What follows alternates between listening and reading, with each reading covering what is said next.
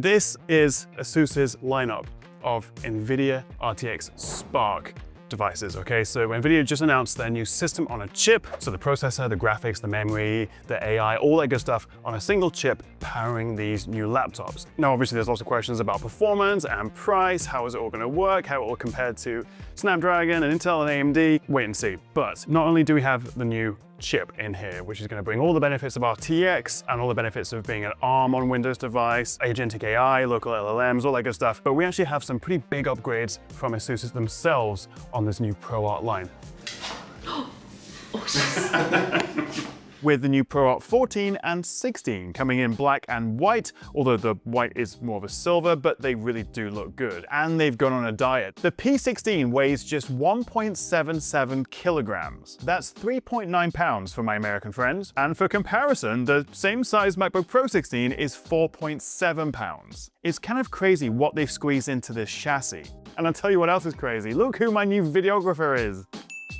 So the P16 has a 4K 120Hz tandem OLED display that can hit over 1000 nits of brightness, and very relevant to this situation because I'm not allowed to turn the screens on, also has one of the best anti-reflective coatings I've seen. And even though it's slimmer and lighter, they've still packed in the biggest battery you can have while being able to take it on a plane. They've upgraded the speakers, they've upgraded the trackpad. This is actually a really big deal, out with the old dial pad, in with the new Force Touch fancy haptic touchpad, which is just lovely. It's very similar to what you'd get on a MacBook Pro.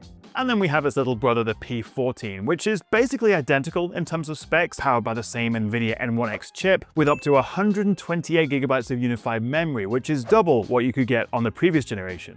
This is a top-to-bottom overhaul of the ProArt lineup, and I can't wait to see what this N1X chip is capable of. But to give you the headlines, we've got a 20-core Grace CPU that NVIDIA have co-developed with MediaTek. We've got NVIDIA's Blackwell RTX graphics, as I say, up to 128 gigs of unified memory, and up to 1 petaflop of AI compute performance. That's 1000 tops. But the fact that ASUS are putting this in a ProArt means this is designed for editing, for rendering, for developing, for AI, and also, of course, for gaming.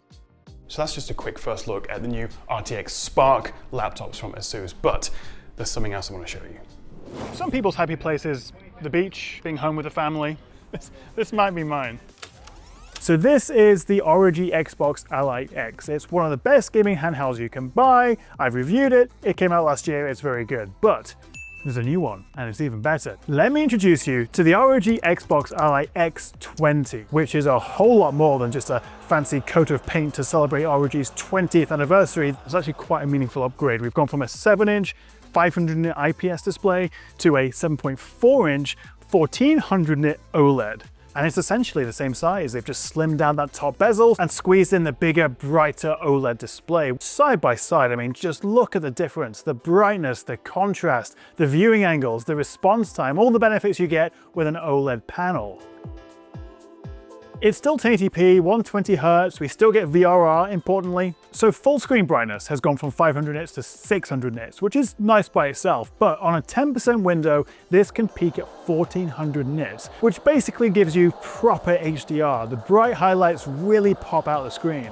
They've also upgraded the joysticks, the D-pad, they've made it more comfortable with a new silicone grip at the back of the controllers. The microSD is now microSD Express, they've improved the thermals, the cooling, and it also just looks really cool with this new translucent chassis. You can literally see some of the components inside, along with this 20th anniversary black and gold colorway. It is a seriously cool looking handheld. You'll love this as well. The D-pad can actually be pulled out, rotated, and it turns it from a 4-way to an 8-way D-pad, which is a huge deal for fighting games if you need to make combos. It also just feels better. It's got a more tactile click to it, less of a sort of mushy press like it was before, but even better, these new TMR joysticks, kind of like an evolution of Hall effect joysticks, are way more precise. You get less dead zone, and you're not going to get any stick drift over time. What hasn't changed are the specs and therefore the performance. It still packs in the AMD Ryzen AI Z2 Extreme chip alongside 24 gigs of memory and a terabyte of storage. Same 80 watt-hour battery. But there are a couple of downsides. Number one, it's a bit heavier. It's about 40 grams heavier. Although I will say, having used them both side by side, it's really not that noticeable. And that is largely thanks to the new rubberized grip, which just makes it more comfortable to hold.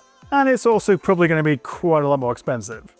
In terms of availability, I've been told holiday season 2026, so I suppose November-ish, December. In terms of pricing, they are not telling me. We did just see Valve bump up the price of the Steam Deck by about $300, and this is a fancy kind of upgraded limited edition, and at launch this will only be with the bundled R1 glasses. I imagine with storage prices and the cost of everything going up, it's going to be quite expensive. Let me just show you the glasses though. These are the ROG Xreal R1 Edition 20s, and I think these are terrific. Literally all you do is plug them into the USB-C port of the LAX, and they essentially work like an external monitor, except, you know, on your face. And so through the two micro OLED displays in the lenses, you're seeing the equivalent of a 171-inch display right in front of your face. It's 1080p, it runs at either 120 or 240 Hertz. You've got follow modes, where as you look around, the screen follows you. You've also got anchor mode, where the screen stays fixed in place. And with the electrochromic dimming, just press a button and it darkens the glasses. There's built-in speakers tuned by Bose. You can upscale from 2D to 3D with the press of a button. And I really like the fact you can change the glasses settings, like the refresh rate, the brightness, the field of view, within the Armory crate on the Ally. But I mean together, the handheld with the glasses, this is an epic setup.